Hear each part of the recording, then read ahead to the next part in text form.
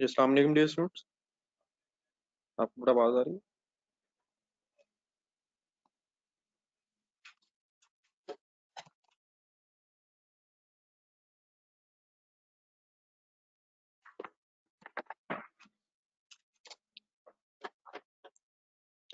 जी sir,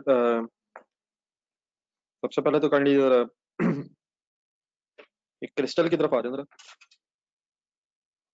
complete कर लिए इसे।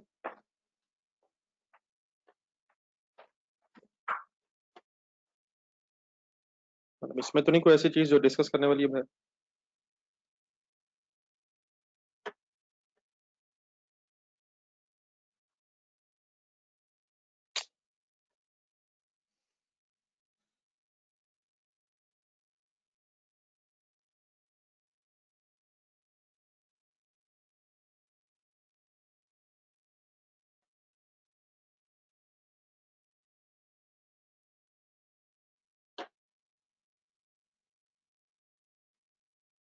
सितंबर के वेरिएबल एक्सपेंसेस सर दिए हैं।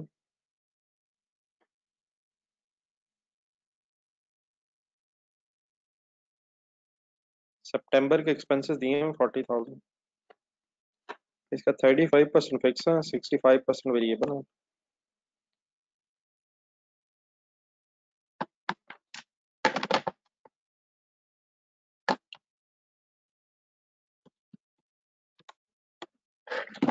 तो सितंबर के एंगल से 26,000 वेरिएबल है।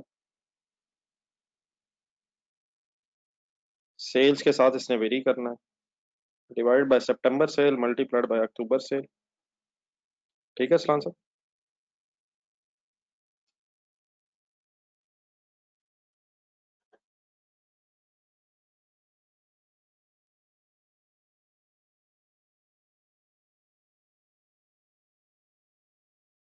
ठीक है सलाम सर, बस सलाम शाही सर। सितंबर की सेल दी भी है सर, सितंबर की सेल से डिवाइड कर दें और अक्टूबर की सेल से मल्टीप्लाई कर लें। इसी तरह जब अक्टूबर के एक्सपेंसेस आ जाएंगे तो अक्टूबर से की सेल से डिवाइड करके।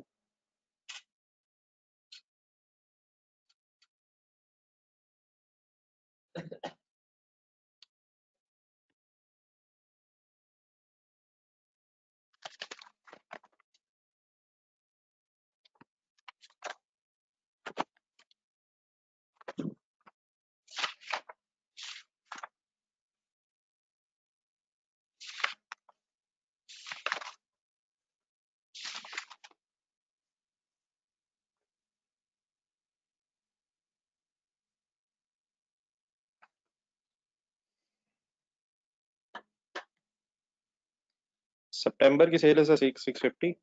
फिर से 100 से मल्टीप्लाई करेंगे तो 26% divide by 650 into 100। Variable expenses की रेशियो 4% आ जाएगी। 4% ऑफ सेल। अगर परसेंटेज निकाल के करना चाहेंगे तो 4% ऑफ सेल आ गया। वेरिएबल खर्चा परसेंटेज सेम रहेगी, अमाउंट साथ साथ वेरी करती रहेगी। अक्टूबर की सेल है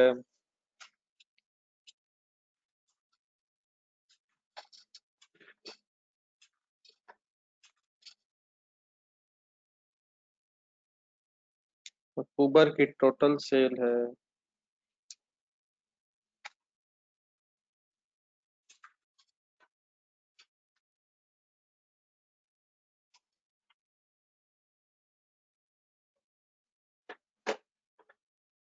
850। तो 850 को 4% से मल्टीप्लाई करेंगे तो अक्टूबर के एक्सपेंस आ जाएंगे। ठीक है सर।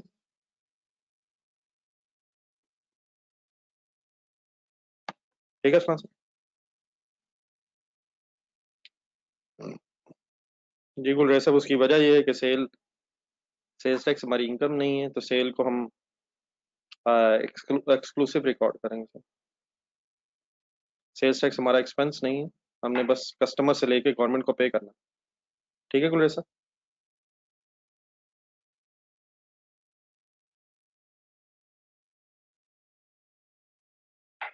बेटा हारिस साहब, मैंने उसके आपको एक उसके आंसर भी आपके साथ शेयर किया था, तो ज़रा चेक कीजिएगा, आंसर आपके साथ शेयर हुआ हुआ है, हारिस साहब।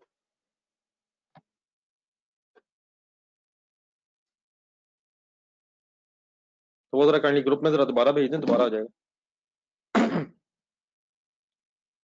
अगर डिस्टॉर्शन वगैरह थी तो बाकी तरफ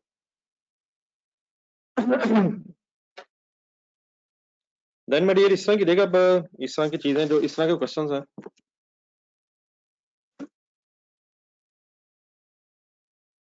जी शबाज साहब, अगर आंसर देख के अब हो जाते हैं तो डेफिनेटली एक स्टेप आगे आगे।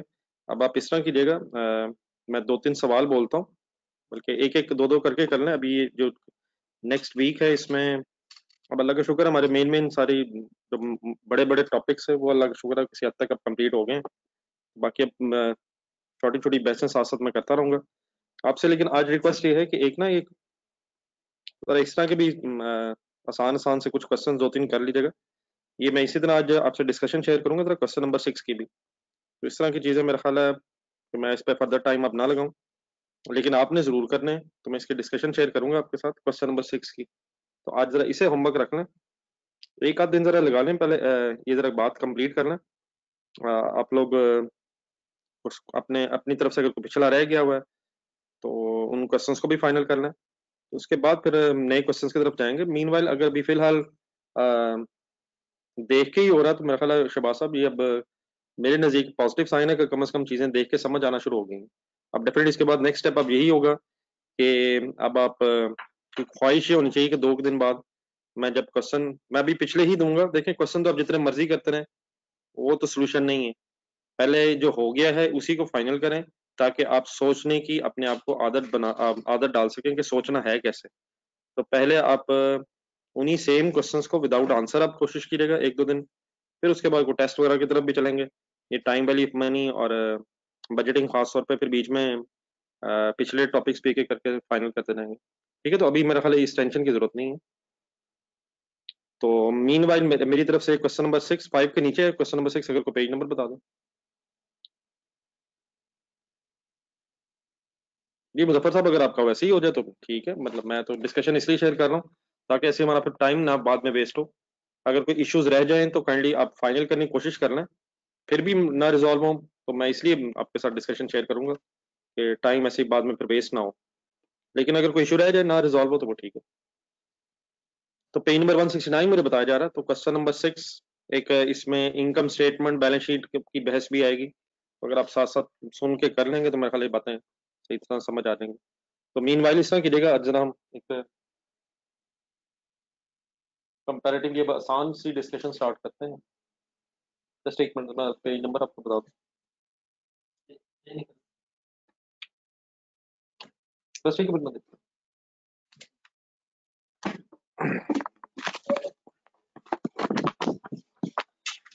हाँ, पेज नंबर 223 पे जरा आइएगा।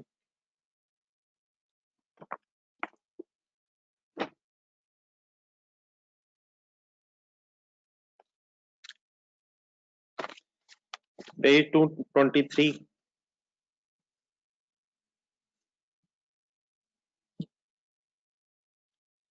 तो एक डिस्कशन बड़ा मिलेगी फैक्ट्री ओवरहेड्स के नाम से। तो एक मिनट जरा रुक के रिवाइज करके आगे चलें। बहुत मेरा ख्याल है कंपैरेटिवली सिंपल सी बातें हैं, लेकिन बहरहाल इसमें एब्जॉर्प्शन रेट्स वगैरह की बहस फिर आएगी। एक दफा फिर एफर्ट करनी है कि वो बातें जो बहुत दफा हुई हैं एक दफा फाइनल दोबारा हो जाए, फाइनल हो ही जाए। डिस्कशन बेटा अब होगी दोबारा एक दफा फैक्ट्री ओवरहेड्स की। कॉस्ट ऑफ गुड्स मैन्युफैक्चर्ड अगर आप जिम्मे लाएं तो तीन मेन कंपोनेंट्स हैं मैन्युफैक्चरिंग कॉस्ट के। डायरेक्ट मटेरियल,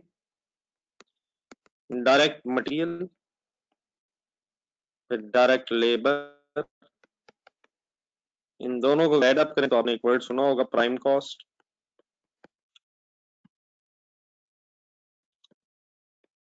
फिर उसमें एक फैक्ट्री ओवरहेड्स का थर्ड कंपोनेंट होता है, फिर मैन्युफैक्चरिंग कॉस्ट बन जाती है। Work in process opening closing हो तो कॉस्ट ऑफ गुड्स मैन्युफैक्चर्ड आ जाती है, फिर ओपनिंग क्लोजिंग फिनिश गुड्स की बेस पे कॉस्ट ऑफ सेल्स आ जाती है, ग्रॉस प्रॉफिट आ जाता है सेल्स से लेस करके, एंड एक्सेट्रा। हमने जरा थोड़ा सा दोबारा डेप्थ में जाना है फैक्ट्री ओवरहेड्स की। अब मैं जब वर्ड यूज कर रहा हूँ फैक्ट्री ओवरहेड्स तो we mean to say variable as well as fix. ठीक है, तो चंद एक एग्जांपल जरा जहन में रख लें फैक्ट्री ओवरहेड्स की। मेन मेन अगर चंद एक एग्जांपल्स मैं आपके सामने बोलूं तो रेंट ऑफ फैक्ट्री, वैसे तो प्रिंसिपली स्पीकिंग रॉ मटेरियल और डायरेक्ट लेबर के अलावा फैक्ट्री के जो खर्चे हैं वो फैक्ट्री ओवरहेड्स हैं। हम डेफिनेटली किसी वक्त एडमन सेलिंग की बात नहीं कर रहे, फैक्ट्री की बात हो रही है। तो rent of factory, assets, building है तो मशीनरी वगैरह रेंट पे है। देन उसके बाद इंश्योरेंस ऑफ फैक्ट्री एसेट्स, एक छोटी सी लिस्ट बना लें। Utility bills, repair maintenance, depreciation, factory overheads, variable fix अलग अलग नहीं, इकट्ठी बात कर रहे हैं। इनडायरेक्ट मटेरियल, इनडायरेक्ट लेबर,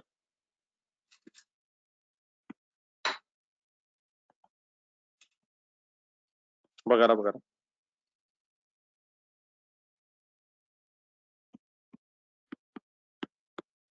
ठीक है, इसका फिर सम क्या लिया जाए तो टोटल फैक्ट्री ओवरहेड्स आ जाएंगे। लेकिन फैक्ट्रीज में समटाइम्स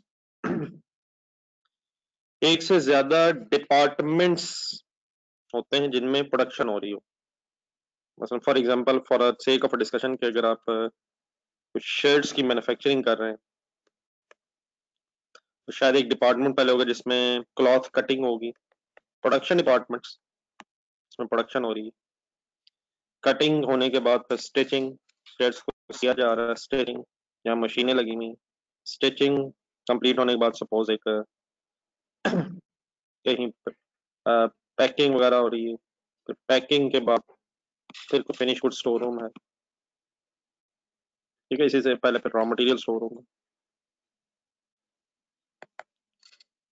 तो प्रोडक्शन डिपार्टमेंट समटाइम्स एक से ज्यादा हो सकते हैं। तो प्रोडक्शन डिपार्टमेंट्स जो कंपनी में होते हैं जहां कॉस्ट इंकर हो रही हो उसे कॉस्ट सेंटर का एक नाम दिया जाता है। बस एक सिंपल सा वर्ड है, डिपार्टमेंट्स की बात हो रही है। Cost centre means production departments हैं जहां to which direct and indirect cost, बाकी फिर इसकी एग्जांपल्स आएंगे डायरेक्ट इनडायरेक्ट कॉस्ट कौन कौन सी हैं जो एलोकेट होती हैं। तो cost centre simply means department of an organisation where cost are incurred. Types of cost centres, कौन कौन से डिपार्टमेंट्स हो सकते हैं। Production departments, production cost centres, service departments, service cost centres. Production departments क्या हैं, जहां पे एक्चुअल मैन्युफैक्चरिंग ऑफ गुड्स हो रही है, कटिंग, स्टिचिंग, प्रोडक्शन, पैकिंग, मैंने ख्याल है। Service departments renders a service that contributes in an indirect manner। Production departments के अलावा अगर कोई भी डिपार्टमेंट बनाया हुआ आपने तो वो सर्विस डिपार्टमेंट कहलाएगा। देखिए, अगर कोई भी अपने फैक्ट्री में डिपार्टमेंट बनाया तो यकीनन उसका मकसद यही है कि प्रोडक्शन सही तरह से हासिल की जा सके। तो कुछ डिपार्टमेंट्स ऐसे हैं जो डायरेक्टली कंट्रीब्यूट करते हैं प्रोडक्शन में, जहाँ फिनिश गुड्स एक्चुअली बन रही हैं और फिनिश गुड्स को बनाने के लिए भी एक से ज्यादा डिपार्टमेंट्स पॉसिबल हैं। फिर बाकी जितने भी डिपार्टमेंट्स हैं अदर देन जहाँ एक्चुअल मैन्युफैक्चरिंग हो रही है वो सारे सर्विस डिपार्टमेंट्स हैं जो इनडायरेक्टली कंट्रीब्यूट कर रहे हैं। तो ऐसी परेशान होने की बजाय अगर हम छोटी सी एग्जांपल नीचे देख लें, production departments depending upon the organisation जिसमें क्या बन रहा है, कटिंग, असेंबली, डिफरेंट नेम्स हो सकते हैं प्रोडक्शन डिपार्टमेंट। असेंबली मींस ये चीजें जब पार्ट्स में हो तो उन्हें जोड़ने को असेंबल करना कहते हैं। मशीनिंग, मशीनें लगी हुई, निटिंग, मेरे ख्याल स्वेटर्स के लिए शायद वर्ड होता है, मिक्सिंग, फिनिशिंग, प्रोसेसिंग, डाइंग, इस तरह के वर्ड्स यूज होते हैं प्रोडक्शन डिपार्टमेंट। डिफरेंट ऑर्गेनाइजेशन में डिफरेंट काम हो रहे हैं तो जिन डिपार्टमेंट्स में एक्चुअली फिनिश गुड्स बन रही हैं वो प्रोडक्शन डिपार्टमेंट्स हैं। सर्विस डिपार्टमेंट्स की चंद एक एग्जांपल्स क्या हो सकती हैं, क्वालिटी कंट्रोल डिपार्टमेंट, गुड्स की इंस्पेक्शन हो रही है, चेक किया जा सके गुड्स एक सर्टेन क्वालिटी की ही बन रही है या नहीं। ठीक है, उनकी क्वालिटी को इंश्योर करने के लिए कुछ डिपार्टमेंट है। अब वहां भी इंप्लॉइज होंगे, वहां भी कॉस्ट इंकर हो रही होगी। ठीक है, वहां भी ओवरहेड्स हैं लेकिन वहां एक्चुअली यूनिट्स तो नहीं बन रहे। स्टोर डिपार्टमेंट, फिर मैंने 2 स्टोर रूम्स बनाए थे, raw material, finish good store rooms. ठीक है, यहाँ भी लोग हैं, रॉ मटेरियल स्टोर रूम में इंप्लॉइज होंगे, वो चेक कर रहे होंगे कि रॉ मटेरियल परचेज कितना हुआ है, इशू कितना हो रहा है, क्लोजिंग कितना बचा है। ठीक है, फिर उसको उसकी लुक आफ्टर कर रहे होंगे, खराब ना हो जाए। एक सर्टेन लेवल से अगर रॉ मटेरियल कम हो गया फिर ऑर्डर किया जाता है। फिनिश गुड्स में जाके कितनी गुड्स पड़ी हैं, कितनी बिक गई हैं, कितनी और आ गई हैं। ठीक है, उसका भी रिकॉर्ड रखना है, तो वहाँ भी इंप्लॉइज होते हैं। परचेजिंग डिपार्टमेंट, इनका काम होता है किस सप्लायर से खरीदना है। देखिए, यकीनन एक तो कंसिडरेशन ये होती है कि लोएस्ट प्राइस पे लेकिन डेफिनेटली एक अच्छी क्वालिटी पे भी। ठीक है, तो इसके लिए भी ऑर्गेनाइजेशंस में, मैन्युफैक्चरिंग ऑर्गेनाइजेशन में रॉ मटेरियल खरीदने के लिए डिपार्टमेंट्स बनाए जाते हैं। मेडिकल डिस्पेंसरीज, फैक्ट्री में अगर इंप्लॉइज को कोई इंजरी हो जाए खासतौर पे कहीं अगर थोड़ा सा मुश्किल काम हो या कोई जहाँ पे हीट्स ज़्यादा होती हैं प्रोडक्शन प्रोसेसेस में, तो वहाँ एम्प्लॉयज़ की इंजरी के लिए, और फैक्ट्रीज अक्सर रिमोट एरियाज में होती हैं, अपनी ही छोटी सी डिस्पेंसरी या हॉस्पिटल टाइप बनाने का भी कॉन्सेप्ट होता है फैक्ट्रीज में। मेंटेनेंस, रिपेयर मेंटेनेंस डिपार्टमेंट, मशीनों की मेंटेनेंस, बिल्डिंग की मेंटेनेंस के लिए तो एम्प्लॉयज़ हैं, कैफेटेरिया है। ठीक है जी, सारे ये डिपार्टमेंट्स अगर आप गौर से एक नजर देख के सोचें तो यहाँ को गुड्स तो बननी नहीं है, तो जहाँ गुड्स नहीं बननी वो डिपार्टमेंट्स क्या कहलाएंगे? Service departments. ये क्यों है? ताकि प्रोडक्शन को सपोर्ट किया जा सके। इस पे कॉस्ट क्यों इंकर की जा रही है? अगर हमें इनकी जरूरत ना होती तो हम कभी भी इन्हें ना बनाते। तो प्रोडक्शन डिपार्टमेंट्स में एक्चुअली मैन्युफैक्चरिंग ऑफ प्रोडक्शन होती है, एक्चुअली मैन्युफैक्चरिंग ऑफ गुड्स है, और जो अदर डिपार्टमेंट्स हैं प्रोडक्शन के अलावा वो फिर सपोर्ट डिपार्टमेंट, सर्विस डिपार्टमेंट्स कहलाते हैं। जी, अगर फॉर एग्जांपल फैक्ट्री में कोई अकाउंटिंग डिपार्टमेंट बनाया हुआ है तो वो भी सर्विस डिपार्टमेंट ही कहलाएगा। वैसे तो अक्सर मेन हेड ऑफिस में होता है अकाउंटिंग डिपार्टमेंट, लेकिन फैक्ट्रीज में भी अकाउंटिंग किसी न किसी हद तक करने के लिए कोई ना कोई अकाउंटेंट्स रखे होते हैं। जी, finance department is not part of factory. Finance department is part of admin expenses. Finance का मतलब होता है लोन्स लेना, तो उसका मैन्युफैक्चरिंग से ऐसा ताल्लुक नहीं है। The all departments other than the production departments are service departments, लेकिन विद इन फैक्ट्री, इस वक्त विद इन फैक्ट्री हम एडमिन सेलिंग एक्सपेंसेस की इस वक्त बात नहीं हो रही। ठीक है, तो फैक्ट्री के अंदर है ये। अगर आप थोड़ा सा मेरी बातों को गौर से सुने तो मैं सिर्फ फैक्ट्री के अंदर ही हूँ, फैक्ट्री के अंदर अंदर ही डिवीजन हो रही है। फैक्ट्री ओवरहेड्स है। देन सर ये करना क्या है? ये तो कोई और इशू तो नहीं? मुजफ्फर साहब प्लीज ऐसे ना करें सर, फैक्ट्री की सारी कॉस्ट प्रोडक्ट कॉस्ट का पार्ट है सर, ना करें। चाहे फैक्ट्री ओवरहेड्स पार्ट होते हैं सर, क्या हो गया? फैक्ट्री के अंदर जितने खर्चे हैं वो फैक्ट्री कॉस्ट है, वही मैन्युफैक्चरिंग कॉस्ट है, ना करें ऐसे। तो जी इस हमने करना क्या है? एक बिल्कुल बिल्कुल आसान सा एक कॉन्सेप्ट है, एक एग्जांपल देखेंगे। Manufacturing organisation has two production departments, machining and assembly, and two service departments, repairs and quality control. The following information is available about production overheads, manufacturing overheads, factory overheads. I hope कि आपको पता है, बात एक ही है, लेकिन production cost, manufacturing cost, factory cost, overhead word अगर नहीं है तो प्लीज फिर इसका मतलब मटेरियल, लेबर और फैक्ट्री ओवरहेड्स तीनों है। लेकिन production overheads, factory overheads, manufacturing overheads means we are talking about other than the raw material and direct labor। ठीक है, बात सही है मेरी, पता है? इसमें ना फंसिएगा सर जी, ये बिल्कुल सिंपल चीजें साथ साथ रहेगा। इस तरह के कामों में हम कोशिश करेंगे कि बस साथ साथ ही बातें वाइंड अप हो जाएं, ताकि बाद में इनको फिर एक्स्ट्रा टाइम्स ना देने पड़े आपको। साथ साथ कर लीजिएगा मेरे साथ। एक सर एक शीट सी बनी हुई है आपके पास, लेफ्ट साइड पे पढ़ेंगे आप तो indirect labour, indirect material, factory rental, power cost, depreciation का फिर एक नोट 1 है, बिल्डिंग इंश्योरेंस, इक्विपमेंट इंश्योरेंस, एक फैक्ट्री ओवरहेड्स की लिस्ट बनी हुई है, उसका एक टोटल दिया हुआ है। उसमें फिर machining, assembly, repair and quality control के नाम से 4 कॉलम्स बने हुए हैं। इनडायरेक्ट लेबर और इनडायरेक्ट मटेरियल डायरेक्टली डिस्ट्रीब्यूट करके लिखा गया है, ब्रेकअप हुआ हुआ है। हमें करना ये है कि अगर हम चाहते हैं, जो नॉर्मली एक कॉस्ट अकाउंटेंट जरूर चाहेगा, कि department wise factory overheads total पता चलें कि हर डिपार्टमेंट के फैक्ट्री ओवरहेड्स कितने हैं, तो उसके लिए फिर एक एलोकेशन का कॉन्सेप्ट होता है। तो machining, assembling, repair and quality control में इनडायरेक्ट लेबर, इनडायरेक्ट मटेरियल तो ऑलरेडी आप देख रहे हैं कि डिस्ट्रीब्यूटेड नजर आ रहे हैं, लेकिन कुछ चीजें ऐसी होती हैं जो directly related to the cost centre, directly related to the production and service departments नहीं होती हैं, वो ओवरऑल फैक्ट्री का खर्चा होता है। तो फिर अगर ओवरऑल फैक्ट्री का खर्चा हो जो डिपार्टमेंट स्पेसिफिक ना हो, तो देन उस ओवरऑल खर्चे को अपोर्शन किया जाता है डिपार्टमेंट्स में किसी रीजनेबल बेस पे, ताकि फिर डिपार्टमेंटल ओवरहेड्स फाइनल हो सके, फिर पता चल सके किस डिपार्टमेंट के ज्यादा ओवरहेड्स हैं, क्यों हैं, वगैरह वगैरह डिसीजन मेकिंग में, ताकि हेल्प हो सके, खर्चा कहाँ ज्यादा है कहाँ कम होने की जरूरत है।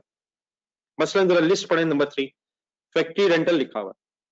अब अगर आपकी बिल्डिंग रेंट पे है तो रेंट एक कॉमन खर्चा होगा। पावर कॉस्ट, बिजली का कंबाइंड बिल आएगा फैक्ट्री का, अनलेस आपने कुछ सब मीटरिंग्स की हो, वो भी कॉन्सेप्ट होता है, लेकिन नॉर्मली शायद फैक्ट्री का एक बिल आएगा इकट्ठा, फिर वो हर डिपार्टमेंट का है। इसी तरह अगर बिल्डिंग की इंश्योरेंस है तो बिल्डिंग इंश्योरेंस भी एक शेयर्ड कॉस्ट है। बिल्डिंग इन सॉरी एक डेप्रिसिएशन है पहले, सॉरी बिल्डिंग की डेप्रिसिएशन है। फिर अगर फॉर एग्जांपल मशीनों की डेप्रिसिएशन है तो मे बी उसे एलोकेट ना करना पड़े, वो बाद में फिर नीचे देखते हैं कि इंश्योरेंस है किस चीज की।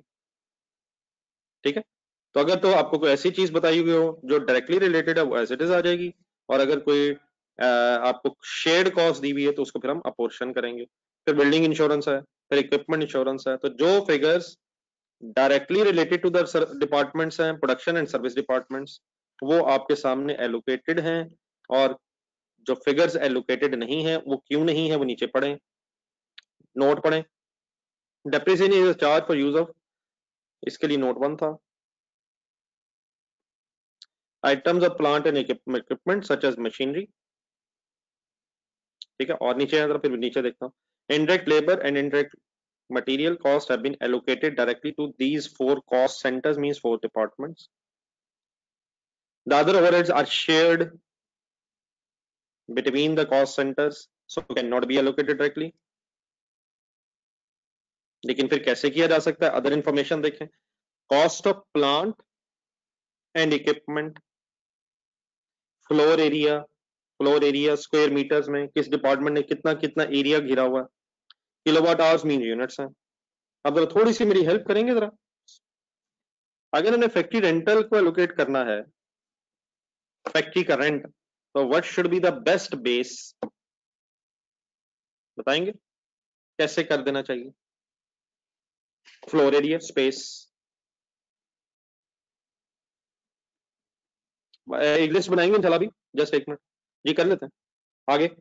पावर कॉस्ट की बेस्ट बेस, पावर कॉस्ट की बेस्ट बेस क्या हो सकती है आपके ख्याल में?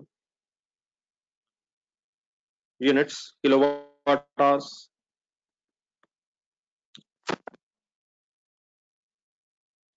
जी शहबाज साहब, मेरा ख्याल है according to the information power cost should be on the basis of number of units. Depreciation note 1 अगर देखें तो कुछ मशीनरी से रिलेटेड कॉस्ट है, तो नीचे मेरा ख्याल है कि फिर हमारे पास information about cost of plant and equipments available है। ठीक है, तो आई थिंक शायद the best based should be for this depreciation is कि हम कॉस्ट को बेस बनाएं। अगर डब्ल्यूडीवी दी होती तो मे बी डब्ल्यूडीवी को बेस बनाया जा सकता था। यूनिट्स मेरा ख्याल है डेप्रिसिएशन अगर फॉर एग्जांपल मशीनों की है तो यूनिट्स को बेस भी बनाया जा सकता है, लेकिन यूनिट्स बेटा मेरा ख्याल है सर्विस डिपार्टमेंट्स में नहीं होंगे। मेरा ख्याल है कि according to the discussion best base should be cost of the equipment. क्या ख्याल, एग्रीड है? जिस डिपार्टमेंट जितनी जितनी कॉस्ट है मशीनों की अकॉर्डिंगली डेप्रिसिएशन होनी चाहिए।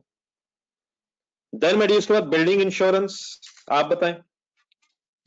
इसकी एक बेस बिल्डिंग कॉस्ट हो सकती थी, अगर डिपार्टमेंट वाइज पता होता बिल्डिंग की, इस डिपार्टमेंट की बिल्डिंग कॉस्ट कितनी इतनी इतनी कितनी है, तो बिल्डिंग इंश्योरेंस असल में ये इंश्योरेंस भी जितनी ज्यादा आपके एसेट की वैल्यू होगी अकॉर्डिंगली इंश्योरेंस हो सकती है, तो बिल्डिंग की कॉस्ट भी इसकी बेस बन सकती है। लेकिन अगर देखें तो हमें इंफॉर्मेशन नहीं बिल्डिंग कॉस्ट की, तो देन फिर मेरा ख्याल है सेकंड बेस्ट में भी फ्लोर एरिया। तो साथ में मेरी बातें सुनते भी रहिएगा प्लीज जरा। और finally equipment insurance, equipment insurance के लिए मेरा ख्याल है कॉस्ट ऑफ इक्विपमेंट अवेलेबल है।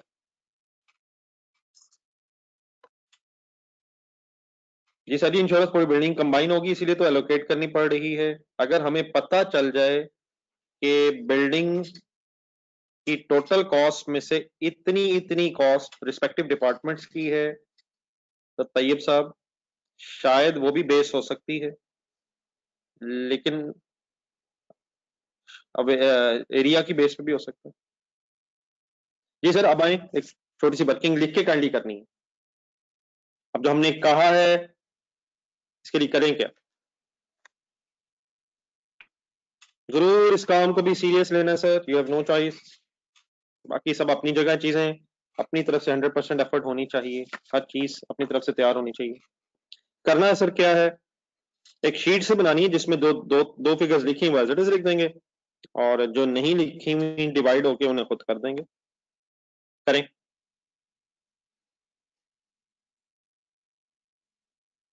What are the name of the expenses? Indirect labour, speed up हो जाएगा। Indirect labour, indirect material,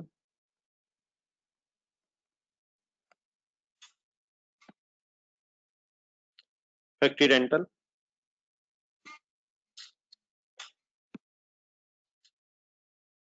power cost, depreciation, building, insurance, equipment. इनके बाद ना काइंडली एक एक्स्ट्रा कॉलम बना लेना जरा, एक जस्ट मिनट। उस कॉलम में जरा ये लिखना है कि ये दोनों तो गिवन है एज इट इज। वो फिर हम अभी आगे टॉपिक टेबल कंप्लीट करते हैं। फैक्ट्री रेंटल के लिए फिर जो हमने बेसिस अब डिफाइन किए हैं वो जरा लिख लें। मतलब floor area, power cost kilowatt hours, sorry depreciation cost, floor area. और फ्लोर एरिया मीन स्पेस है, और इक्विपमेंट में भी कॉस्ट। देन उसके बाद फिर एक टोटल 12 लाइन में भी शायद किया जा सकता है। मशीनिंग, चार फिर मेन डिपार्टमेंट्स हैं, मशीनिंग, असेंबली, तो प्रोडक्शन डिपार्टमेंट्स हैं, और दो सर्विस डिपार्टमेंट्स हैं by the name of repairs and quality control.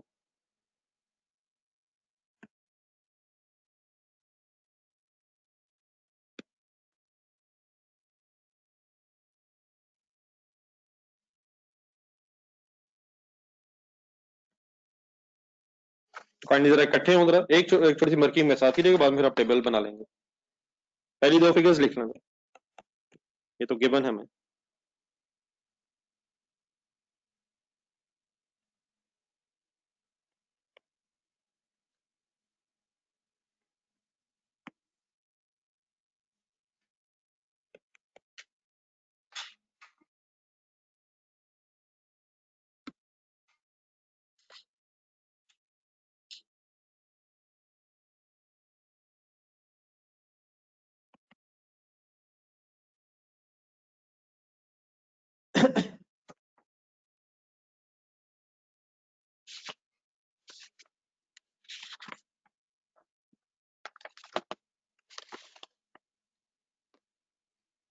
इकट्ठे हो जाएंगे तो काइंडली बताइए जरा।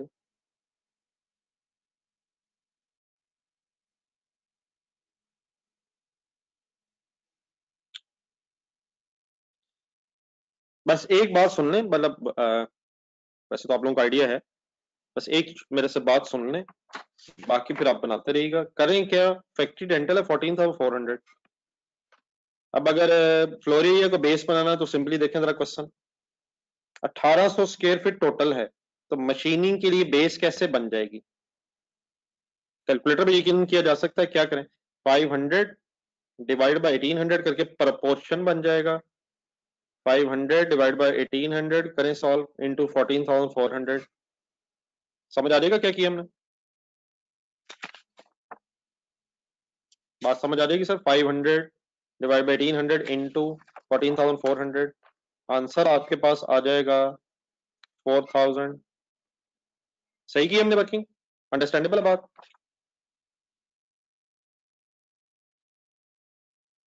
चलें कंप्लीट करें। 900 डिवाइड बाई 1800 हो गया 7200। 100 डिवाइड बाई 1800 इंटू 14,400, 800। बस कैलकुलेटर पे लिख के सॉल्व करें। 2400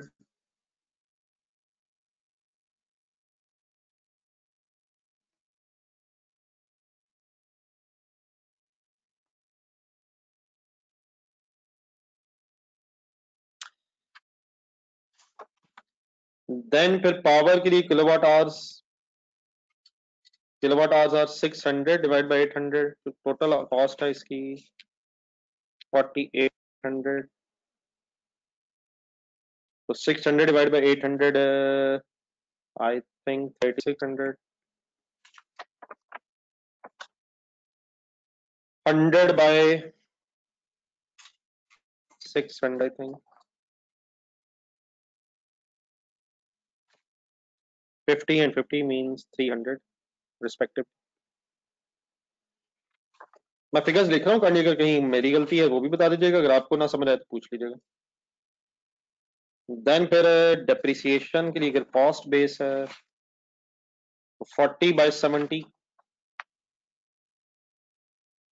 टोटल डेप्रिसिएशन है 14,000। तो 40/70 divided by 40/70 multiplied by 14,000 is equal to 8,000, 3,000, 1,000 and 2,000।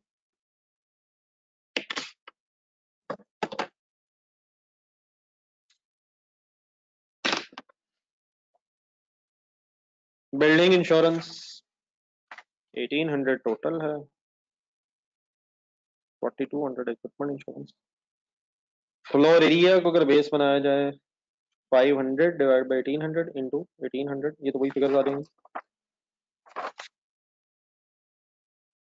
5,500 sorry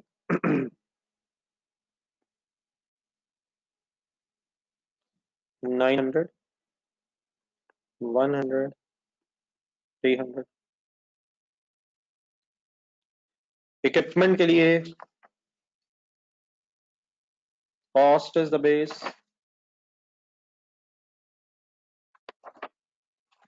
40 divide by 70 into 4200, 2400।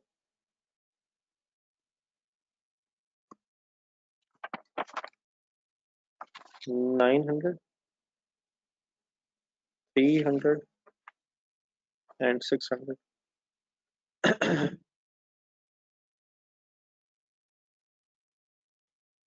इकट्ठे होने कर ली, टोटल तक आ जाए। करें करें आराम से।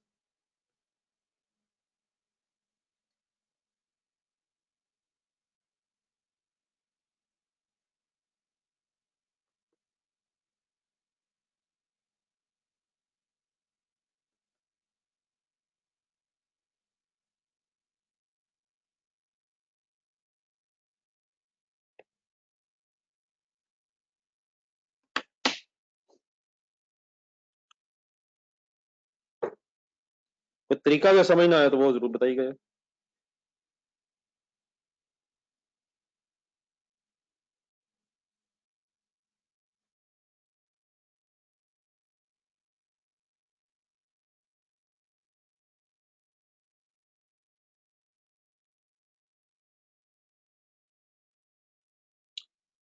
जी तो ये 60 तो बताना चाह रहे हैं कुछ या पूछना चाह रहे हैं? ओके वैसे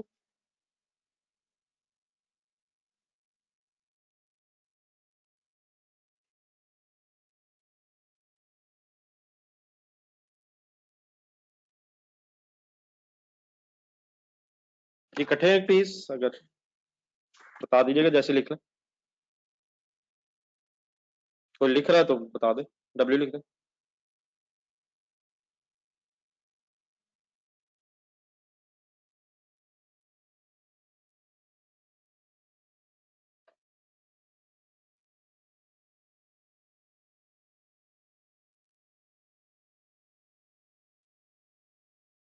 तो स्टेबल का बेटा ऑब्जेक्टिव बस यही है कि जो ओवरहेड्स थे वो डिपार्टमेंट्स अगर एक से ज्यादा हैं तो पता चल जाए इनिशियली कि हर प्रोडक्शन डिपार्टमेंट से रिलेटेड फिर ओवरहेड्स कितने बनते हैं, और फिर सर्विस डिपार्टमेंट से रिलेटेड ओवरहेड्स कितने बनते हैं। मक्स पर्पस गुड्स जब बन रही हैं तो यकीनन उस पर बेटा मटेरियल कॉस्ट भी आती है, लेबर कॉस्ट भी आती है, और साथ साथ ओवरहेड्स की कॉस्ट का पोर्शन भी आता है। जब ये टेबल आप बना लेंगे, डिपार्टमेंट्स में एलोकेट कर देंगे, तो देन बेटा एक नेक्स्ट फिर काम ये होता है, एक तरतीब सी है, सीक्वेंस जरा में से सुन लीजिएगा। ये दो थे प्रोडक्शन डिपार्टमेंट्स, और ये जो दो हैं रिपेयर एंड क्वालिटी कंट्रोल, ये है सर्विस डिपार्टमेंट्स। गुड्स बननी है प्रोडक्शन डिपार्टमेंट्स में, लेकिन इनडायरेक्टली सपोर्ट आनी है सर्विस डिपार्टमेंट से भी। देन मेरे जरा वर्ड सुनिएगा, क्या हम कह सकते हैं कि ये जो रिपेयर डिपार्टमेंट है और ये क्वालिटी कंट्रोल डिपार्टमेंट है, ये भी इनफैक्ट मशीनिंग और असेंबली डिपार्टमेंट्स ही को हेल्प करने के लिए है। सही में लफ्ज रिपेयर डिपार्टमेंट और क्यूसी डिपार्टमेंट इनफैक्ट क्यों है, प्रोडक्शन डिपार्टमेंट्स की सपोर्ट के लिए है, प्रोडक्शन के लिए है। तो जब बेटा इनिशियल काम हो जाता है कि हम जिन ओवरहेड्स को आइडेंटिफाई करते हैं, होता है, ऐसे परेशान ना होइएगा, मींस जो डायरेक्टली गिवन थे वो एलोकेटेड थे ऑलरेडी, और जो शेयर थे उनको हमने अपोर्शन कर लिया। तो ये जो हमने टोटल कर लिया है, ये इसको कहेंगे हम कि एलोकेटेड एंड अपोर्शनड ओवरहेड्स आपके इकट्ठे हुए हैं। एलोकेटेड वर्ड किसके लिए होता है, जो ऑलरेडी डायरेक्टली आइडेंटिफिएबल हो जो ओवरहेड्स, और जो शेयर्ड ओवरहेड्स हैं उन्हें फिर डिवाइड करके अपोर्शन कर लिया हमने। तो after the overheads are allocated and apportioned between the production departments and service departments, then फिर बेटा ये जो सर्विस डिपार्टमेंट्स के ओवरहेड्स हैं, ये भी प्रोडक्शन डिपार्टमेंट्स में रीअपोर्शन होंगे, ताकि ताकि पता चल सके कि फिर ओवरऑल प्रोडक्शन डिपार्टमेंट्स में अपने और जो प्रोडक्शन डिपार्टमेंट्स को सर्विसेज मिली है फ्रॉम द सर्विस डिपार्टमेंट्स, उनको मिला के उनके टोटल ओवरहेड्स कितने हैं। क्योंकि गुड्स बन रही हैं मशीनिंग और असेंबली डिपार्टमेंट में, तो वहां जो फिर गुड्स बन रही हैं उन गुड्स में ओवरहेड्स सारे एलोकेट करके फिर टोटल मैन्युफैक्चरिंग कॉस्ट पता चलेगी।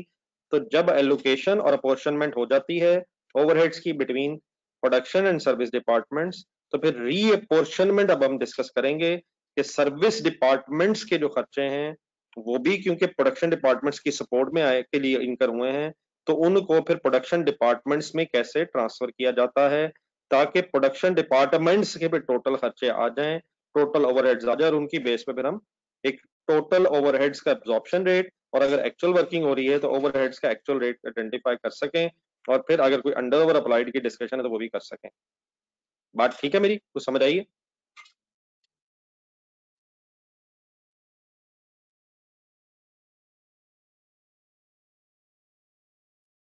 लेकिन एक नजर ऐसे पड़ेगा, अगर नेक्स्ट पेज पे, नेक्स्ट पेज के सेंटर में जो मैंने बोला है, एक दफा पढ़ के देखते हैं क्या मैंने कहा है।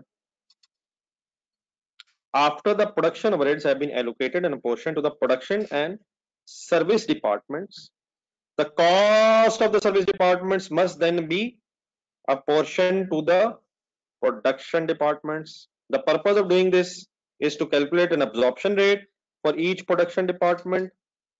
Absorption rates are then used to add overhead cost to the cost of production.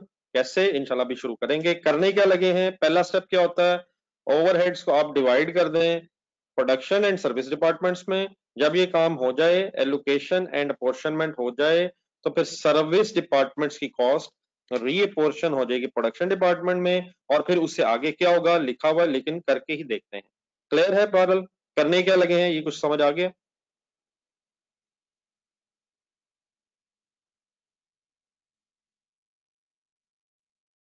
तो इसको बेटा फिर कहते हैं सेकेंडरी अपोर्शनमेंट।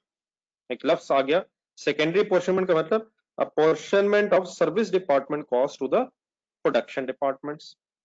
तब हम सर्विस डिपार्टमेंट्स को प्रोडक्शन डिपार्टमेंट्स की तरफ जब लाएंगे, तो इसके लिए एक वर्ड रख दिया गया है सेकेंडरी अपोर्शनमेंट। मत डरिएगा इन चीजों से, बहुत सिंपल सी बात निकल आनी है। ये बेटा इसमें 3 सिनेरियोस फिर बनेंगे। मैं सिर्फ 1 मिनट पहले आपको हेडिंग्स दिखाना चाह रहा हूं, जरा नेक्स्ट पेज तक जाना आपने। पहली सेकेंडरी अपॉर्शनमेंट में heading, service departments do not serve each other.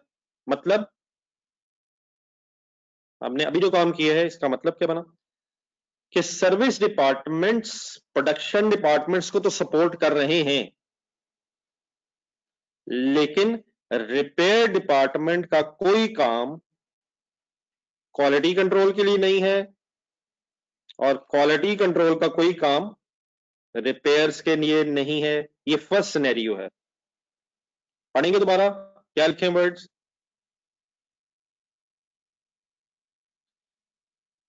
What is the first example, first scenario कि सर्विस डिपार्टमेंट्स एक दूसरे को तो सर्व नहीं कर रहे, यकीनन इट इज अंडरस्टूड कि वो प्रोडक्शन डिपार्टमेंट्स को तो सर्व कर रहे हैं, लेकिन एक दूसरे को सर्व नहीं कर रहे।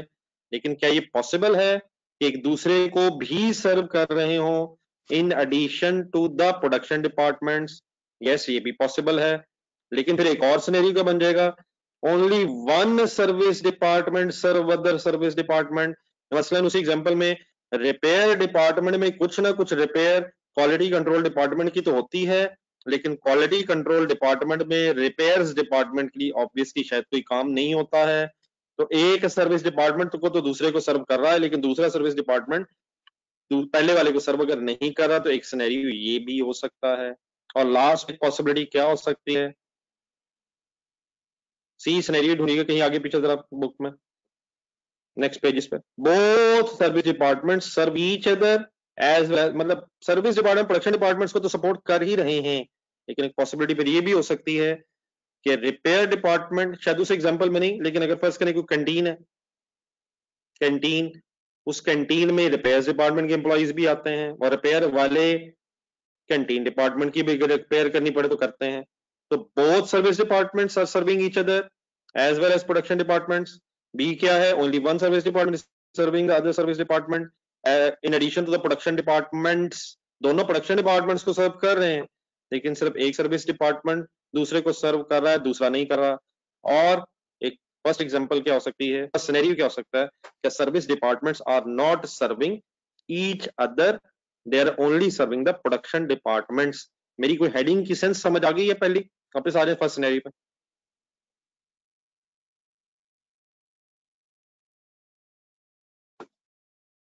आए सिनेरियो वन पढ़े, example one, service departments do not serve each other. अगर ये सिनेरियो हो जाए तो manufacturing company has two production departments, department one and department two. It also has two service departments, quality control and repairs department. Allocated overheads and apportioned journal overheads for the cost centers are as follows. Department 1, 2, the quality control, repairs. वो काम जो अभी हमने थोड़ा सा ऊपर सीखा है अभी, वो ऑलरेडी हो चुका है। एलोकेशन और अपोर्शनमेंट हो गई है, हमें सिर्फ सेकेंडरी अपोर्शनमेंट पढ़नी है। एक लाइन जरा नेक्स्ट पेज पे भी शायद चली गई है, एक दो लाइनें। The repairs department does not work for quality control. 75% of its time is spent on the repair work for department 1 and 25% of its time is spent on the repair work for department 2. Basis दी हुई है। Quality control department doesn't work for repair. Both departments are not serving each other वाला scenario बन जाएगा। However, 40% of time, its time is spent in department 1 and 60% of time is in is spent on department 2. मेरे से जरा चंद लाइनें सुन लें। करेंगे क्या सर, ये टेबल बन जाएगा, उसी तरह से एक फॉर्मेट बना लें जिसने पहले बनाया था। डिपार्टमेंट 1, डिपार्टमेंट 2, डिपार्टमेंट 2 के बाद sorry quality control, QC and repairs.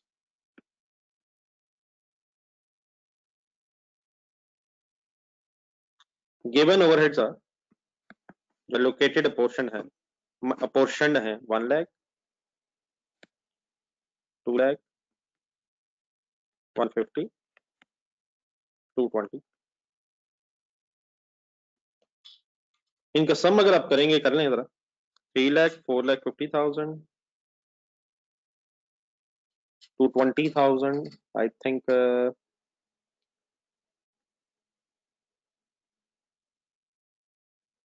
780, 1 670, ठीक है, 670,000. तो these are total overheads जो पोर्शन एलोकेटेड और पोर्शन हो गए हैं. देन सर अगर कोई सर्विस डिपार्टमेंट एक दूसरे को सर्व नहीं कर रहा तो बात बिल्कुल ही सिंपल है. क्या करेंगे? पढ़े इधर नेक्स्ट पेज पे 2 लाइनें. रिपेयर डिपार्टमेंट सर्व नहीं कर रहा क्वालिटी कंट्रोल डिपार्टमेंट को. वो क्या कर रहा है? 75% टाइम अगर वो दे रहा है डिपार्टमेंट 1 को और 25% टाइम दे रहा है डिपार्टमेंट 2 को, तो रिपेयर डिपार्टमेंट के टोटल खर्चे हैं 2,20,000. तो इनको अगर सेकेंडरी पोर्शन करना है तो एक डबल एंट्री सॉर्ट ऑफ बन जानी है.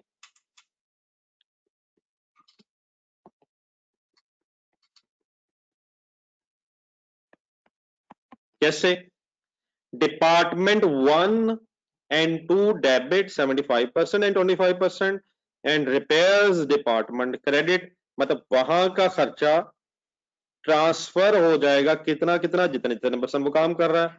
इट मींस रिपेयर्स डिपार्टमेंट के जो खर्चे हैं वो फिर 75% एलोकेट होने चाहिए डिपार्टमेंट 1 को, which means kindly solve 165,000 and 55,000. और टोटल पे कोई फर्क नहीं है. क्या डबल एंट्री मैंने बोली? डिपार्टमेंट 1 एंड डिपार्टमेंट 2 डेबिट और रिपेयर्स एक्सपेंसेस क्रेडिट. मतलब किसका खर्चा कहां ट्रांसफर हो गया? सर्विस डिपार्टमेंट का खर्चा वहां ट्रांसफर होगा जहां के लिए हो गया, जहां के लिए वो इंकर हुआ था. Done sir? ओके, कोई इश्यू वाली बात तो नहीं इसमें? देन सर ये क्यूसी कैसे हो सकता है? अगर कोई सर आपस में सर्व नहीं कर रहे, बिल्कुल सिंपल है. देन 40% एंड 60% डेफिनेटली आपको कोई ना कोई बेसिस या आपको कोई ना कोई तरीका बताया होगा, या आपको नहीं पता कि कौन किसके लिए कितना काम कर रहा है, कोई ना कोई बेसिस आपको बताई गई होंगी, आप उसे यूज करेंगे. अब इसके लिए कैसे कर लेंगे? 150,000 are the overheads of QC. QC overheads credit and transferred to department 1 and 2 on the basis of 40% and 60% ratio, which means I think 60,000 and 90,000. once again एक डबल एंट्री क्या नहीं? Department 1 and 2 debit and UC department overheads credit. After this इस secondary apportionment के बाद आपके QC और repair के overheads zero क्यों हो जाएंगे? क्योंकि वो ट्रांसफर हो गए. Total remain same. हाँ, अब डिपार्टमेंट 1 के टोटल ओवरहेड्स आर 3,25,000 एंड 3,45,000. बना लें, मेरा ख्याल हाथ से लिख के करते जाए ताकि छोटी छोटी बातें जरा सही अंडरस्टैंड करते रहें आप. ठीक है जी, कोई इशू तो नहीं? थाउजेंड्स में करेंगे, मेरा ख्याल टाइम बचेगा.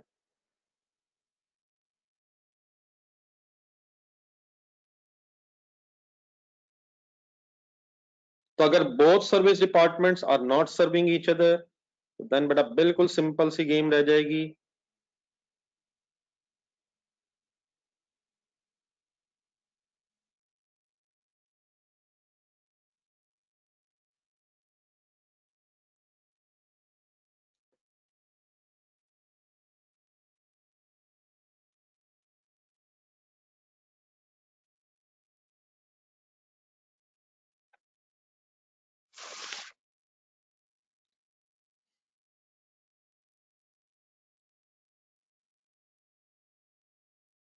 ये अजीब साहब, अगर बड़ा ये इशू होता तो मैं आपसे जरूर बताता आपको.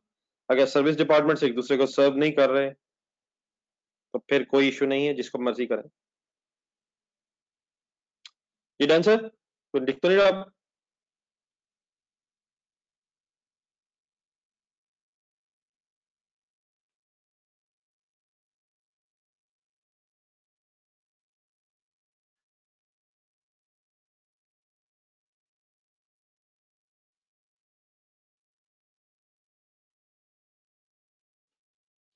जी डियर, नेक्स्ट पेज पे आ जाए.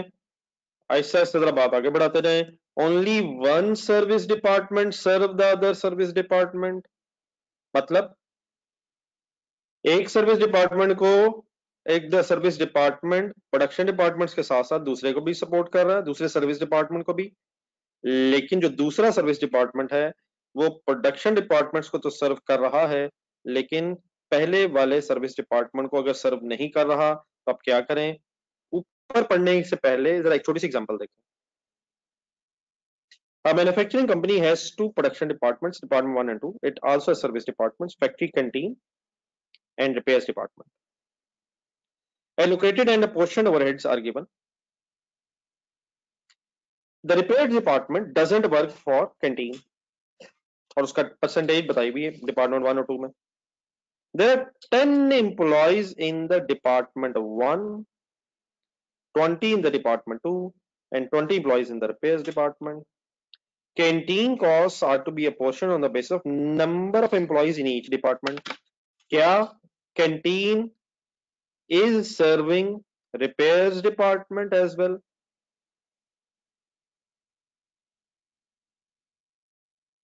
क्या canteen is serving department 1 and 2 and as well as repairs department, sir? अब ये जो कैंटीन का खर्चा है, कंसंट्रेट कीजिएगा जरा, कैंटीन का खर्चा है जो भी है वो एम्प्लॉइज की बेस पे आई थिंक अपोर्शन होना चाहिए। क्या ख्याल है आपका? रीअपोर्शन होना चाहिए, सेकेंडरी अपोर्शन उसकी एम्प्लॉइज की बेस पे होनी चाहिए।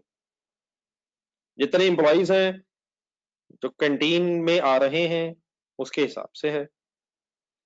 अब इसका मतलब ये हुआ कि कैंटीन की कॉस्ट का 10/50, अब 50 एम्प्लॉइज है टोटल, 10 20 20 50, 10/50 डिपार्टमेंट 1 में जाना चाहिए, 20/50 डिपार्टमेंट 2 में जाना चाहिए और 20/50 रिपेयर्स में भी जाना चाहिए। सही है?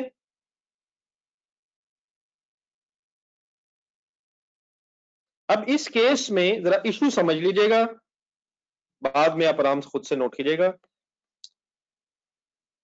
4 डिपार्टमेंट्स हैं, प्रोडक्शन है, सर्विस डिपार्टमेंट्स,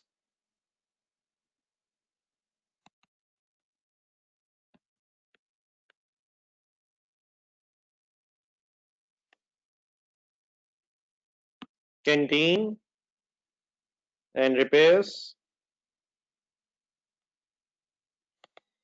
इनके एलोकेटेड और एलोकेटेड एंड अपोर्शनड ओवरहेड्स हैं 1 लाख। अगर आप अलाउ करें तो थाउजेंड्स में किया जा सकता है। 1 लाख, 2 लाख, 150 एंड 220, ये एलोकेटेड एंड पोर्शन है। इनका सम मेरा ख्याल वही बनेगा, वही फिगर्स हैं, रिपीट वही हो रही हैं, तो 670। अब इस केस में फुल कंसंट्रेशन सुनेगा जरा, फुल कंसंट्रेशन, एक छोटा बस व्यू के है। इस केस में अगर हम रिपेयर्स को पहले करें, फॉर एग्जांपल रिपेयर्स को पहले एलोकेट कर दें तो 220 उसकी एलोकेशन हो जाएगी डिपार्टमेंट 1 और 2 में। ठीक है, वो मैं अभी इंस्ट्रक्टर में नहीं जा रहा, सिर्फ आपको कॉन्सेप्ट बता रहा हूं। 220 है, 1 और 2 में एलोकेट हो जाएगा। Repair is not serving canteen, done. यहां कुछ नहीं आएगा, डन। लेकिन बेटा फिर बाद में अगर हम कैंटीन की एलोकेशन शुरू करें तो कैंटीन का 150 लेस होना है, उसका 10/50 यहां आएगा, 20/50 डिपार्टमेंट 2 में आएगा और 20/50 फिर यहां क्रिएट हो जाएगा। फिर जो यहां क्रिएट होगा हमें दोबारा उसे एलोकेट करना पड़ेगा डिपार्टमेंट 1 एंड 2 में। समझ आएगा प्लीज? दोबारा क्रिएट हो जाएगा 20/50, 150 का 20/50 फिर यहां क्रिएट हो जाएगा रिपेयर में। बात फॉलो करते हैं? और फिर उसके बारे में सोचना पड़ेगा कि अब रिपेयर में जो एलोकेट हो गया इसका क्या करें। तो यकीनन वो तरीका भी अडॉप्ट किया जा सकता है, लेकिन अगर एक छोटा सा प्रिंसिपल जहन में रख लिया जाए तो बात जरा आसानी से खत्म हो सकती है 2 स्टेप्स में। मसलन क्या, हम अगर पहले उस सर्विस डिपार्टमेंट को एलोकेट कर लिया करें, इस केस में जो सर्व कर रहा है, पहले हम उस सर्विस डिपार्टमेंट को अगर एलोकेट कर लिया करें जो सर्विस डिपार्टमेंट दूसरे सर्विस डिपार्टमेंट को सर्व कर रहा है, तो उससे क्या होगा, जो उसका खर्चा कैंटीन का यहां आना होगा वो भी आएगा, और बाद में जो एक ही दफा टोटल बनेगा 220 में ऐड करके, उसको एक ही दफा फिर लेस करके हम डिपार्टमेंट 1 और 2 में जब एलोकेट करेंगे, तो क्योंकि उसकी कॉस्ट फिर कैंटीन में आनी नहीं है, तो हमें कोई फर्दर वर्किंग करने की जरूरत नहीं है। तो मीन्स टू से, अगर एक सर्विस डिपार्टमेंट दूसरे सर्विस डिपार्टमेंट को सर्व कर रहा है और दूसरा नहीं कर रहा, तो पहले फिर उस सर्विस डिपार्टमेंट की एलोकेशन कर लें जो दूसरे को सर्व कर रहा है, और बाद में जो टोटल ग्रैंड टोटल आ जाएगा उस सर्विस डिपार्टमेंट का जो सर्विसेज नहीं दे रहा, उसको फिर आप सेकेंडरी तौर पे अपोर्शन कर लें। मेरी बात कुछ फॉलो कर रहे हैं? एक पैराग्राफ ऊपर पढ़ लीजिएगा एग्जाम्पल के ऊपर।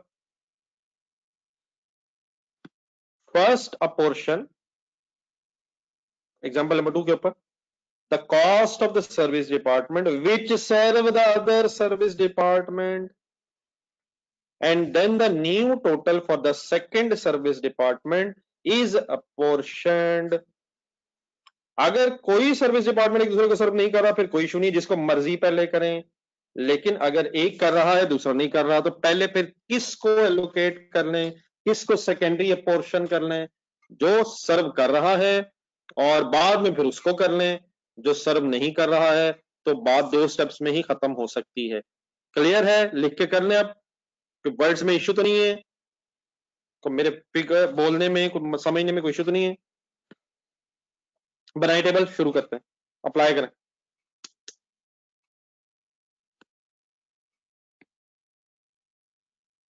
तो सिंपली हम बस डाटा से ये देख लिया करेंगे कि क्या सिनेरियो ए है, मींस के कोई सर्विस डिपार्टमेंट सर्व नहीं कर रहा, क्या सिनेरियो बी है कि एक कर रहा है, और क्या फिर सी भी है, वो फिर बाद में डिस्कस करते हैं। तो अगर बी निकल आया तो क्या करेंगे? Why we are apportioning secondary, we are apportioning canteen first because canteen is serving repairs department and repairs department is not serving canteen department, obviously they are serving the production departments। करें हिम्मत। अब इसके बाद proportion बनेगा 10 20 20। Canteen के overheads 150,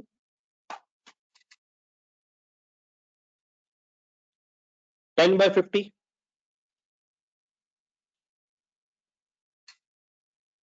10/50 30, 20/50 60 and share it 60। Department 1 2 and repairs debit and canteen credit। repairs की ratio क्या है? 75 and 25 respectively for department 1 and 2 only. लेकिन एक मिनट अगर कहीं आगे पीछे है तो जस्ट रुक के जरा देखिएगा। अब मैं यहां से एलोकेट करूंगा कितने, 280, टोटल 60 मिला के जो उसका बना था वहां से, तो 220 प्लस 60 280। ये समझ आ गया? 280 प्लीज।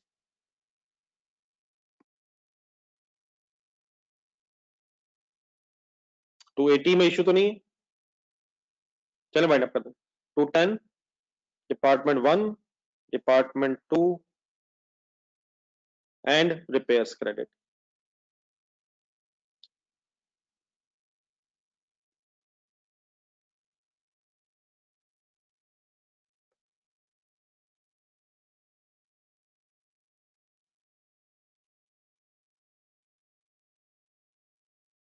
$340 $330 dash dash.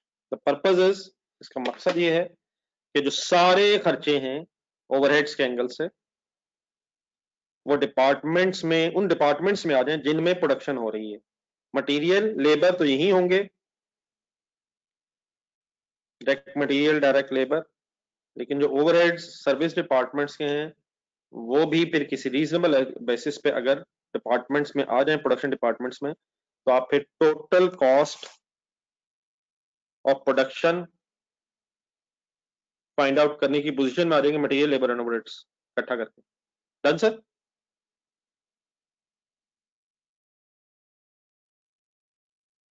सब लोग इकट्ठे हैं प्लीज, कोई इशू तो नहीं है? तो लिख लिया सबने?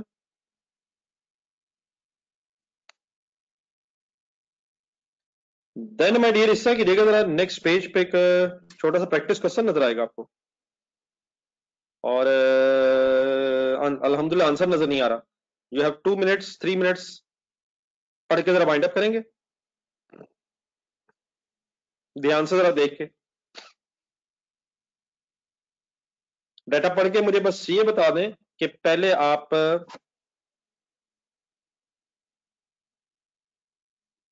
S1 डिस्ट्रीब्यूट करेंगे या S2?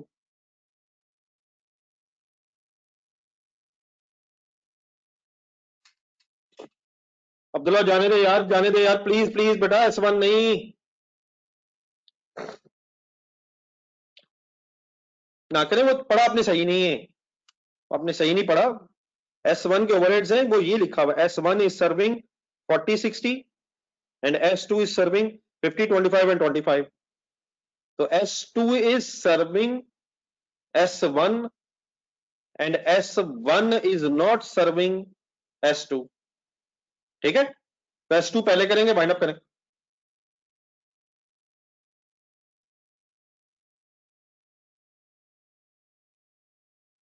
ठीक है, मेरे ख्याल वो टाइम वेस्टिंग है ना, किया जा सकता है बेटा, लेकिन ऐसी टाइम वेस्टिंग, सॉरी, 1000 में किया जा सकता है।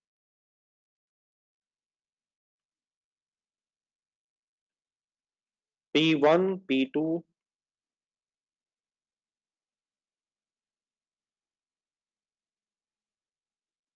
S1 S2।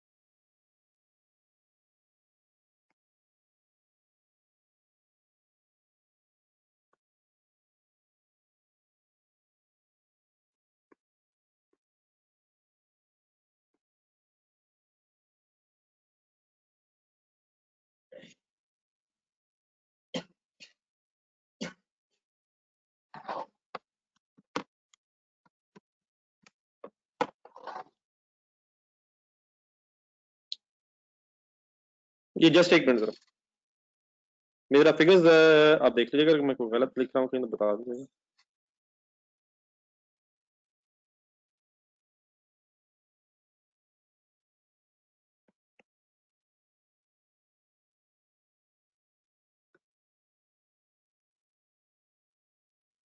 $386 and 250 plus 45 plus 144 439।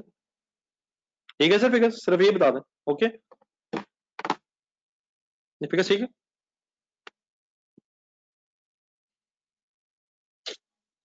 चले सर, एक last scenario, both service departments serve each other as well as production departments.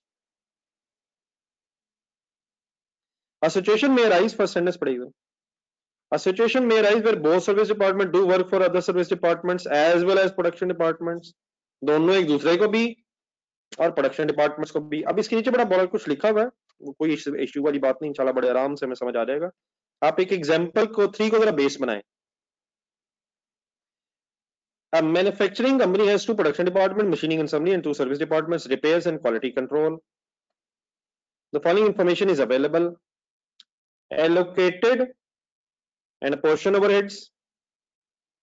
Work done by service departments. Work done by service departments. Repairs, quality control. Repairs is serving 60% to machining, 10% to assembly, and 30% to quality control. It means repairs is serving quality control. Quality control का 30% machining में जाना चाहिए, 50% assembly में जाना चाहिए और 20% repairs में जाना चाहिए. क्वालिटी कंट्रोल का 20% रिपेयर्स में जाना चाहिए और रिपेयर्स का 30% क्वालिटी कंट्रोल में जाना चाहिए. मेरे ये वर्ड्स ठीक है? क्या both service departments are serving each other? Both service departments are serving each other. तो अब इस केस में बड़ा इशू क्या है? हम जिसको मर्जी पहले करें, रिपेयर्स को पहले एलोकेट करेंगे, क्वालिटी कंट्रोल में फिगर आ जाएगी. क्वालिटी कंट्रोल को पहले करें, रिपेयर्स में फिगर आ जाएगी. तो अब इस केस में ये कहना रिपेयर पहले करें, क्वालिटी कंट्रोल पहले करें, this is not right attitude के पहले ये कर लें वो कर लें, उससे कोई फर्क नहीं पड़ता है. जिसको मर्जी पहले करें, दूसरे में आना ही आना है. तो इस केस में बेटा अगर दोनों सर्विस डिपार्टमेंट एक दूसरे को सर्व कर रहे हो तो देन फिर दो मेथड्स यूज किए जाते हैं सेकेंडरी अपोर्शनमेंट के लिए. बस मेरे वर्ड सुनते रहिएगा, सब कुछ लिखा मिलेगा आपको. नीचे रिक्वायरमेंट में वो मेथड्स का नाम लिखा हुआ है, repeated distribution and simultaneous equation method. ये मेथड्स कब यूज हो सकते हैं, कब यूज होते हैं कहना चाहिए, जब दोनों सर्विस डिपार्टमेंट्स एक दूसरे को सर्व कर रहे हों. तो सेकेंडरी अपोर्शनमेंट फिर या रिपीटेड डिस्ट्रीब्यूशन से की जाती है या मैथमेटिकल साइमल्टेनियस इक्वेशन मेथड से की जाती है. दोनों का आंसर अप्रोक्सीमेटली सेम ही आता है, तो वो इशू तो नहीं है. क्वेश्चन साइलेंट और बाद में सोच लेंगे, लेकिन फिलहाल हम दोनों मेथड्स को डिस्कस करने की कोशिश करेंगे. मैंने जो चंद बातें बोली हैं पहले ऊपर से पढ़ें जरा. In this type of situation, second paragraph, the secondary apportionment is more complex. The process is now called as reciprocal apportionment. Words काफी सारे हो गए सर, सुनिएगा मेरे साथ, मैं एक शॉर्ट समरी बोलता हूं. हमने सबसे पहले पेज पे पढ़ा है allocated and apportioned word, apportionment. Shared cost को पोर्शन किया जाता है किसी बेस पे, फिर एक टोटल आ जाता है सर्विस डिपार्टमेंट्स और प्रोडक्शन डिपार्टमेंट्स का. सर्विस डिपार्टमेंट्स के खर्चों को अगर आपने प्रोडक्शन डिपार्टमेंट्स की तरफ लेके जाना है, उसे कहते हैं secondary apportionment.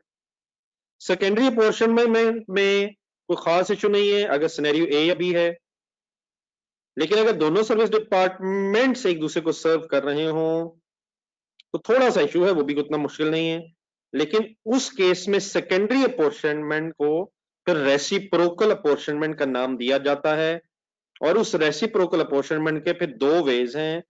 Number one repeated distribution and number two simultaneous equation method. मैंने जो थोड़ा सा पीछे से लिंक करके आपको याद करवाया है, आपको याद आ गया है, सही समझ आ गई यहां तक?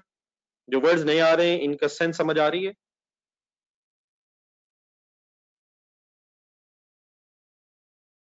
तो इशू वाली बात तो नहीं है. देन माय डियर हम एग्जांपल नंबर 3 को, ठीक है ठीक है, एग्जांपल नंबर 3 को आए पहले रिपीटेड डिस्ट्रीब्यूशन से डिस्कस करते हैं. टाइम हमारे पास 15 मिनट्स अल्हम्दुलिल्लाह है, तकरीबन हमें इतने ही चाहिए. टेबल बनाएं.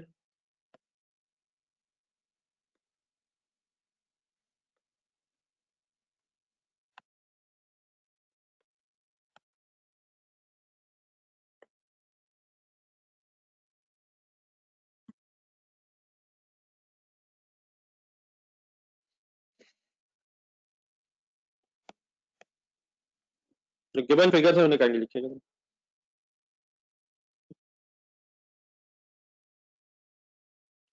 Machining, assembly, repairs, QC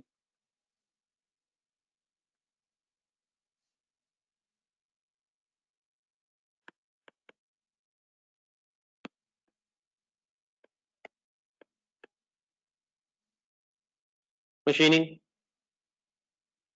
25 thousand में करते हैं 20 7 एंड 8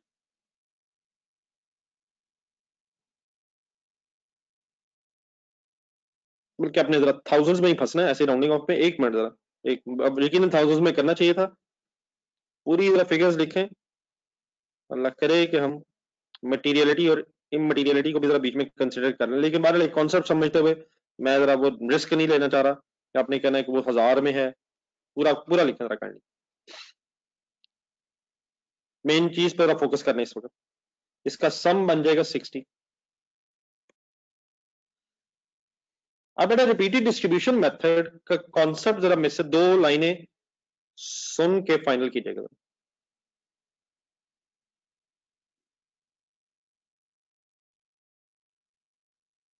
देखिए बेटा अभी इररिलेवेंट है कि हम पहले किस सर्विस डिपार्टमेंट की बहस करें।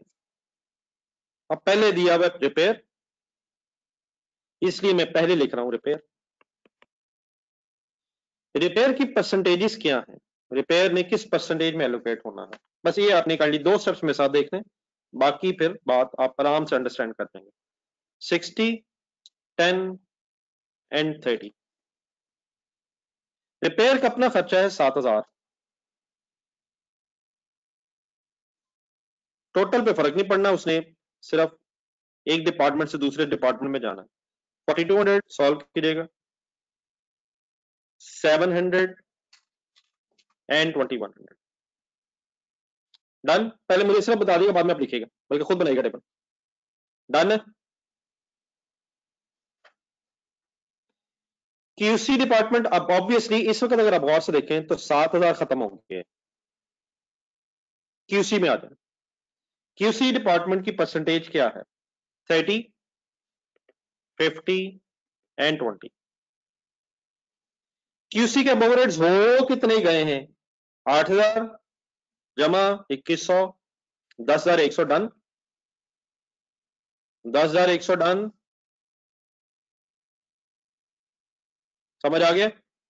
अब फिर 30%, 30 50 50 एंड 20 डन।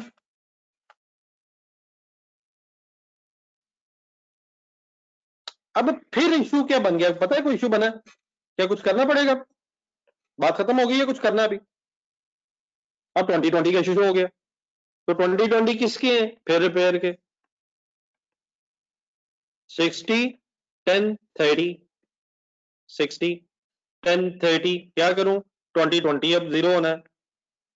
60% कहां जाना है, सॉल्व करते रहिएगा जरा, 1 2 10% कहां जाना है, 202 असेंबली में, और 30% मीन 606 कहां जाना है, क्वालिटी कंट्रोल में। अब क्या करूं, फिर क्यूसी में 606 आ गया। ये बात कब तक जारी रहेगी, ये बात कब तक जारी रहेगी, आप बताएं कब तक होता रहेगा काम, ये काम कब तक होता रहेगा। जी बेटा अब्दुल्ला जीरो ना कहिएगा, तकरीबन जीरो मेरा ख्याल रह जाएगा, बिल्कुल सही है तैयब, तकरीबन जीरो, वरना जीरो के चक्कर में अगर कहीं पड़ गए हमारे पॉइंट्स में फिगर्स आ गई तो वो तो टाइम वेस्टिंग है। तकरीबन जीरो, तकरीबन जब तक मटेरियल ना हो जाए। जी ठीक है सर। तो मेरा ख्याल है, आई होप कि आपको कॉन्सेप्ट क्लियर हो गया है। आप लोग यहां तक लिखें और बाद में फिर इसे बाइंड अप करें मेरे साथ। कोई कंफ्यूजन है वर्किंग में वो मुझे बता दें। मेथड का नाम था रिपीटेड डिस्ट्रीब्यूशन, बार बार बार बार, कब तक, जब तक अप्रोक्सीमेटली जीरो ना हो जाए। तो आए वाइंड अप करें आप लोग।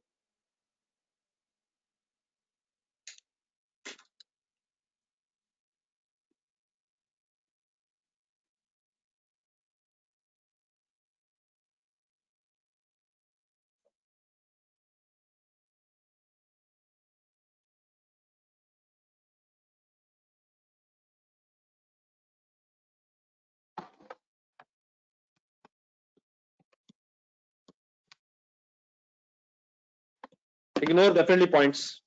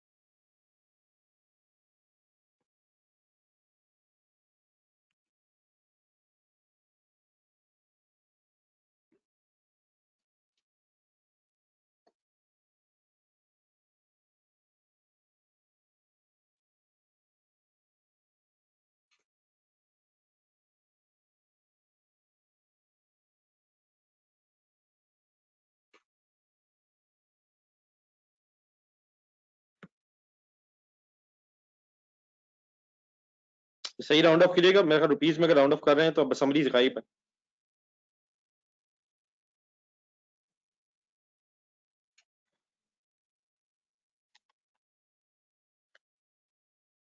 तकरीबन 2 भी हैं।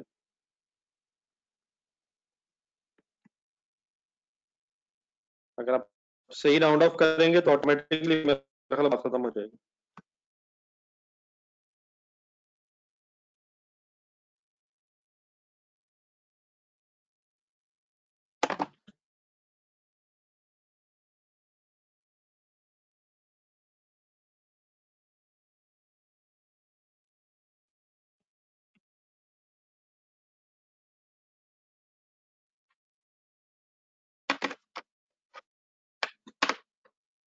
ये टोटल कीजिएगा,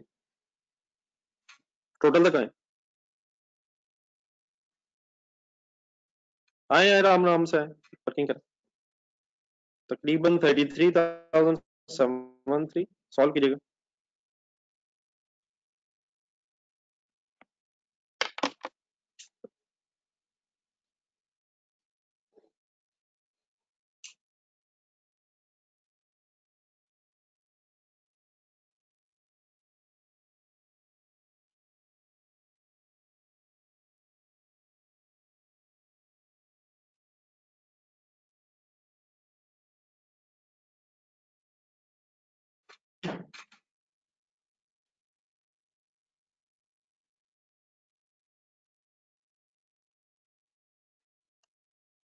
ये अजीब खबर था, मेरी आपने बात ही नहीं सुनी है। मैंने तो नहीं जीरो का, मैंने इमटेरियल का।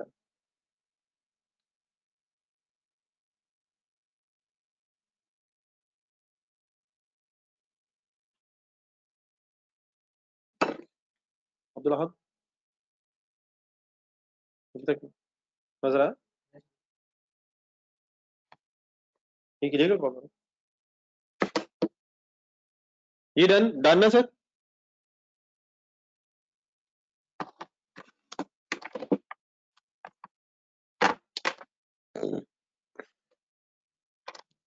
चले सर, ये मेरी तरफ से कोई फर्दर सवाए केटीयू याद रखिएगा उसका, इंशाल्लाह मैं आपके साथ लेक्चर शेयर कर देता हूँ। तो आप लोग अब इन दिनों को जरा थोड़ा सा, शायद हम 1-2 दिन रिलैक्स हैं, तो कोई इशू वाली बात नहीं है। अल्लाह का शुक्र है, मेजर इश्यूज बड़े बड़े रिजॉल्व कर लिए। लेकिन अब आप बजटिंग को, जिन लोगों का क्वेश्चन वगैरह रहता है, जब भी टाइम मिले कोई एक आध सवाल अपनी मर्जी से रिवाइज करते रहें। ठीक है, तो 1-2 दिन आप जरा रिलैक्स हैं, तो प्लीज डोंट वेस्ट इट, कुछ ना कुछ करते रहिएगा। जी सभी थ्योरी की भी लेनी है सर, तो थ्योरी का फिर सोचते हैं, लेकिन पहले मेरे ख्याल अब जो हो गया है टेंशन लेने थे। अब tension is not the solution. जो हो गया है वो हो गया। जी अतीक साहब, मेरे लिए तो टेस्ट लेना कोई मुश्किल नहीं है बेटा, लेकिन आपने टेस्ट देना है। तो टेस्ट लेना इशू नहीं है, टेस्ट देना इस वक्त सीरियस इशू है। तो मेरा ख्याल है किसी ऐसे टाइम पर टेस्ट लेंगे जब आपकी तरह तैयारी होगी। मैं सवाल दूर हो ही ना।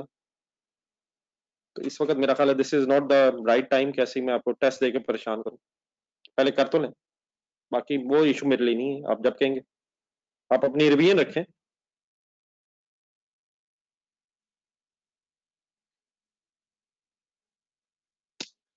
जी शहबाज साहब, अगर खुदा ना खास्ता टेंशन ही लेनी है, अगर आपने साथ साथ पढ़ा तो this is not the issue, कोई इशू नहीं है।